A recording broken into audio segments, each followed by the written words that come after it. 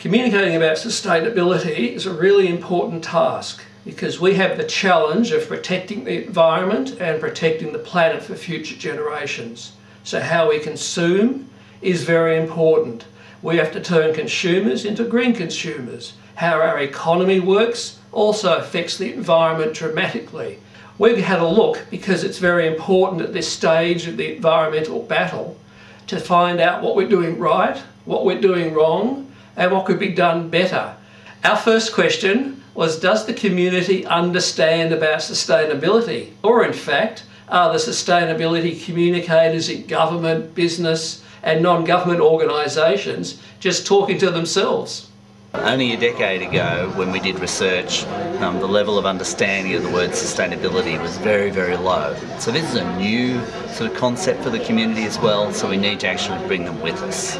At a grassroots level, there's a lot more change going on than people might realise. There's a lot more fundamental thought about the sustainability of local places, of particular industries. And those people in the grassroots who are engaged in that actually are making a difference, are changing the way in which our society operates. So even though we do get frustrated at times about the political dimensions of slow progress, actually seeing quite a strong transformation in business and in communities over the last 5 years that isn't, well, it's in contrast to the political slowness with which we've had the issue of climate change dealt with. The connection that we've been failing to make as sort of apologists for this subject is that we've been failing to point out that the environment is the economy, and that for me is the big take-home message from today. The environment is the economy. When things go wrong with the environment, things will go wrong with the economy, and you feel it in your back pocket. If we could sort of unify all the NGOs and the government around a message like that, so that people would see that there is a problem that's going to affect them directly, personally, and they would see that there's a new way of thinking that can actually switch that around, not just in the specifics of their life, but in the kind of in a societal approach. Then that has a way of, I think, affecting the change that we're all looking for. The depressing thing is that we have to get to that level of change very quickly, and we are very rapidly running out of time, so there is a certain urgency. Our next question was about the traditional media, which is really under challenge from social media. What implications does this have for sustainability communication? Communications today is a much more complex beast than it's ever been, based on the fragmentation of the audiences and based on the fact that the audiences themselves are a medium in their own right. We've given these people the power of social media, and it's made one-to-one communication more valuable than ever. It has had an impact on mass media and the power of that mass message. It's no longer a message about telling people how to do things. It's a message about showing them what's possible and getting them to share that message. And I think that is especially relevant for the sustainability message. And I think moving forward, that whether you're a corporation or in particular a government entity, you need to start thinking in these terms, that traditional old media planning isn't going to work to deliver the outcome. I think the other thing that's really important is this idea and notion that the world is changing rapidly, and consumers are very quick to judge and form an opinion and share that opinion through social media. The way that advertising used to work is that it was the only way you could engage a brand, the only way, or a company, and it created a brand. And there was no, you could pick up the phone, you could write a letter, but largely, people either didn't do that, or if they did, they didn't get a response. And it was very easy for a corporation or a company to stand behind its public face, which was its PR, and its advertising.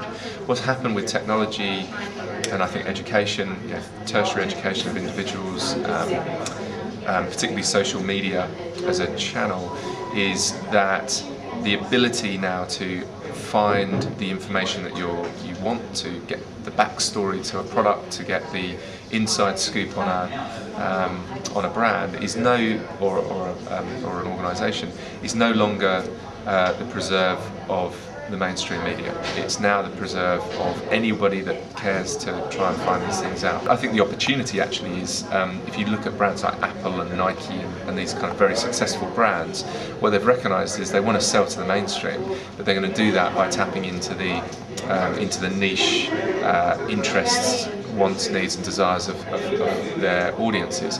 If we can learn from that in this movement, the sustainability movement, the green movement, that's what we've got to do. We've got to take sustainability as a subject matter and use it as a lens over everything that we do, and look at what people are interested in different categories and different markets, and then apply that a version of sustainability that makes sense for that particular group of people, rather than blanket communications, which was a lot of the debate today. You know, we need the silver bullet. We need the, you know, what's the one thing that's going to solve this problem? Why is communications fallen over? Well, I don't think there is a silver bullet, and I don't think one ad campaign or communication strategy is going to do the job. I think what we need is a series of integrated and holistic strategies, which will come from all sorts of different places. It won't join up, and it won't all look the same, and it won't have a consistent message. But what it's got to do is start to translate the sustainability story into something that people can kind of get their heads around. Finally, greenwash. It's been a big problem over the last 2 decades, and TEC has certainly taken some cases to the public arena and to the Consumer Commission. What's really good, true green communication? Whether you're a corporation or in particular a government entity, you need to start thinking in these terms that traditional old media planning isn't going to work to deliver the outcome. The other thing I wanted to get through was this idea and this notion of the interrelationship between consumer sentiment, activists and corporate decisions. And corporate decisions follow where markets go. Markets are often led by opinion leaders, and as opportunities come to life, especially opportunities of innovation, they can be started by small companies, but big companies are quick to capitalise on the opportunity and the new market that is created, and by doing that it's almost a virtuous circle in terms of expanding the number of green products out there and the consciousness of the consumer about what green options they have for their home and their life. And I think that we can tackle sustainability at a government level, we can tackle it at a non-government level in terms of an activism level, but we need companies to change the behaviour and change the offering that they give to consumers and respond to what consumers want today. And through my presentation, I hope I communicated that there is a differentiation point for companies if they embrace a social responsibility campaign into their presentation, but it has to be authentic and it has to be believable with the consumer.